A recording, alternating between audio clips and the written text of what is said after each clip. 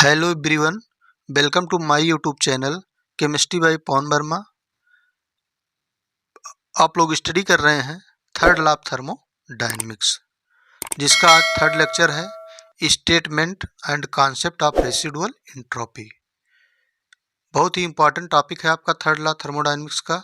तो आइए आज हम लोग स्टार्ट करते हैं रेसिडुअल एंट्रोपी। तो देखिए, the entropy of a perfect crystalline substance is zero at absolute zero kelvin temperature. यानी जीरो केल्विन टेम्परेचर पे परफेक्ट क्रिस्टलाइन सब्सटेंस की एंट्रोपी जो होती है वो जीरो होती है। तो ये चीज़ हम लोग प्रूफ देख चुके हैं थर्ड लॉ ऑफ थर्मोडायनेमिक्स की फर्स्ट वीडियो में। इसे हम लोग प्रूफ कर चुके हैं। जो लोग वीडियो नहीं देखे हैं, यूट्यूब पर टाइप करें third law of thermodynamics chemistry by Pavan Verma, वहाँ से देख सकते हैं। ये स्टेटमेंट हम लोग वहाँ देख चुके हैं। सेकंड स्टेटमेंट भी हम लोग वहाँ देखे हैं कि heat capacity of crystalline substance is zero at absolute zero temperature. तो हीट कैपेसिटी भी आपकी जीरो होती है एब्सोल्यूट जीरो टेम्परेचर पे, और एंट्रोपी भी जीरो होती है एब्सोल्यूट जीरो टेम्परेचर पे। ये दोनों चीज़ हम लोग वहाँ पर देख चुके हैं।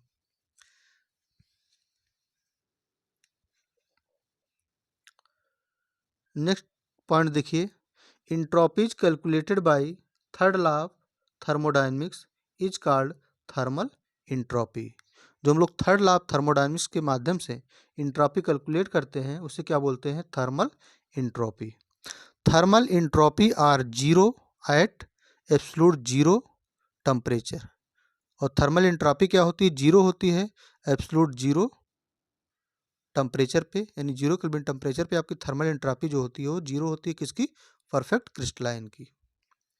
But experimentally according to statical mechanics and spectroscopy data, the statical entropies are not zero at absolute zero temperature पे।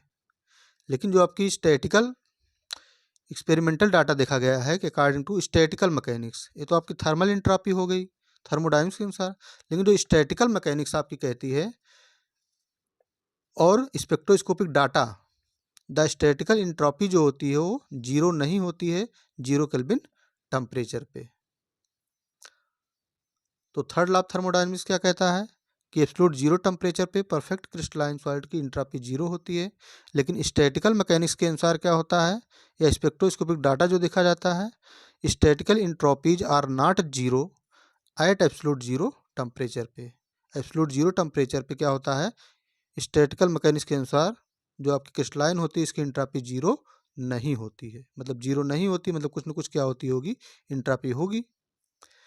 आगे देखिए, the value of entropy possessed by a substance at zero Kelvin temperature is called residual entropy। Main concept आपका यही है कि the value of entropy possessed by a substance at zero Kelvin temperature is called residual entropy।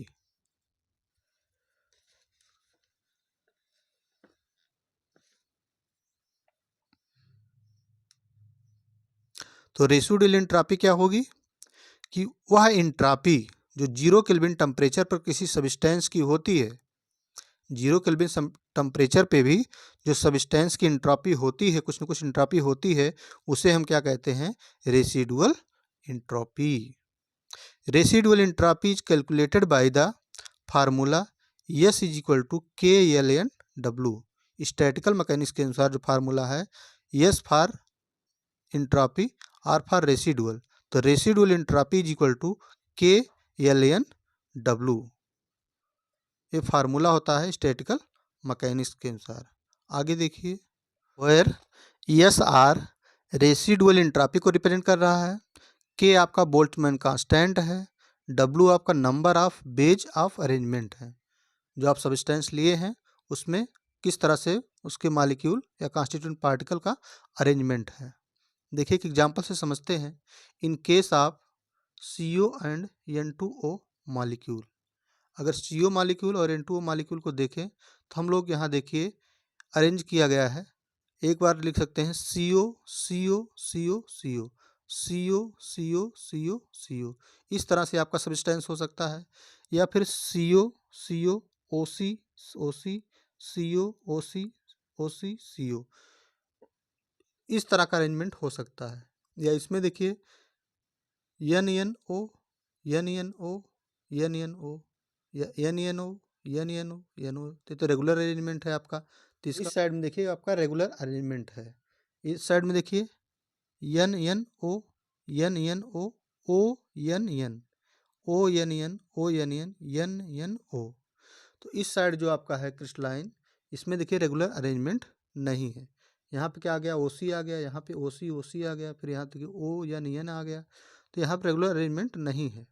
तो मान ली इधर, तो इस तरह का जो अरेंजमेंट आपका हो सकता है। तो नंबर ऑफ क्या है, अरेंजमेंट है।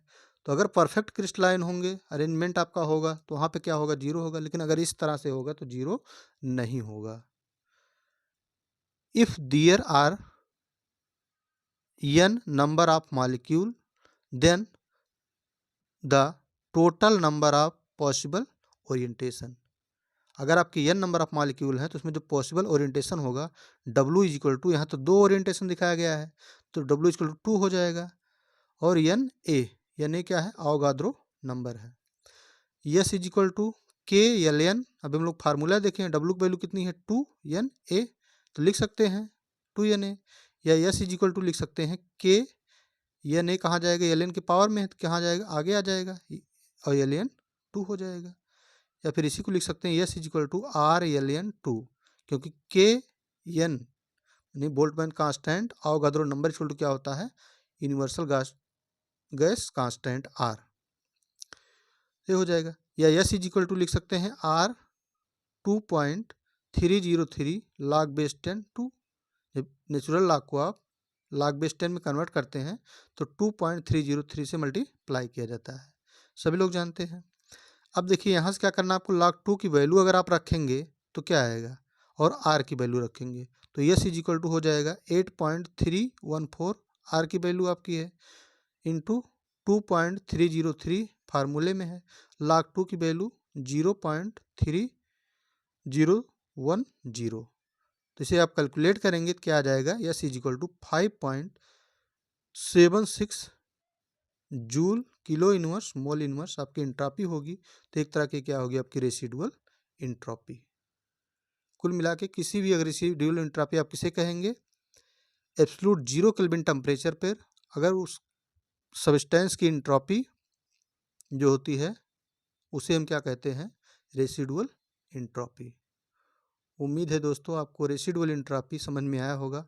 अगर समझ में आया है तो वीडियो को लाइक करें और ज़्यादा से ज़्यादा अपने दोस्तों के साथ शेयर करें, और चैनल पे बने रहने के लिए चैनल को सब्सक्राइब करें। Thank you watching for this video.